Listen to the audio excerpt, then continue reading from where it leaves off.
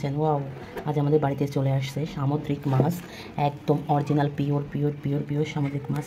এখনকার যে সব কিছুতেই ভেজাল থাকে, আসলে বিশ্বাস করা যায় না, কিন্তু বিশ্বাস করবেন না, এই মাছগুলো যে একদম অরিজিনাল যে পিওর সামুদ্রিক মাছ এটা বোঝা যাচ্ছে। তার মানে এই দেখেন, বিভিন্ন প্রকার মাছের কারণে এই যে বড় বড় চিংড়ি যাকে বলে বলদা চিংড়ি, এর পেটে তো প্রচণ্ড ডিম। তারপরে দেখেন এই যে যাকে বলে, আপনারা কি বলেন জানি না, আমাদের এদিকে বলে হচ্ছে কাইল্লা মাছ। তো এখানে প্রচুর পরিমাণ নতুন মাছ দেখা যাচ্ছে যা আগে কখনো দেখিনি। এই দেখেন, এই একটা নতুন মাছ, এই মাছটা নাকি খুবই সুস্বাদু, খুবই মজা, এখনও এ জীবিতই দেখেন, এর নড়তেছে। এখানে যে আরেকটা আসছে ট্যাংরা মাছ। তো যাই হোক, প্রত্যেকটা মাছই আমার খুব ফেভারিট মাছ, আমার খুব পছন্দের মাছ।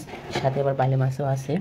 তো এই দেখেন চিংড়ি মাছ লাফাচ্ছে, আনছে কিন্তু প্রায় 1 ঘন্টার উপর হয়ে গেছে। আমি এখন পলি থেকে বের করলাম, এই দেখেন কী জোরে লাফ মারছে বাবার বাবা। প্রত্যেকটা মাছই প্রায় দেখেন, ওই যে দেখেছেন জীবিত আছে।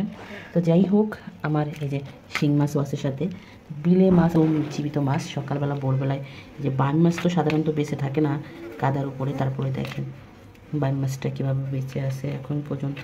এই একটা যে সামুদ্রিক মাছ, মানে প্রত্যেকটা মাছ এখানে, এটা কী মাছ তা জানি না। এই দেখেন, এই যে প্রত্যেকটা মাছই আমার পছন্দের মাছ, এবং আপনাদেরও অনেক পছন্দের মাছ জানি, কারণ চিংড়ি মাছ সবার পছন্দের থাকে। আর এখানে যে মাছগুলো আছে, এই মাছগুলো আসলে সচরাচর দেখা যায় না। এই কামড় দেবে এটা, ওই যে মাথা নড়তেছে, জিল মাছ বাবা, কামড় দিলে বাঁচা যাবে না। তো যাই হোক, আমার তো পছন্দের বাজার চলে এসছে, আজকে অনেক কাজ আমার রয়ে গেছে।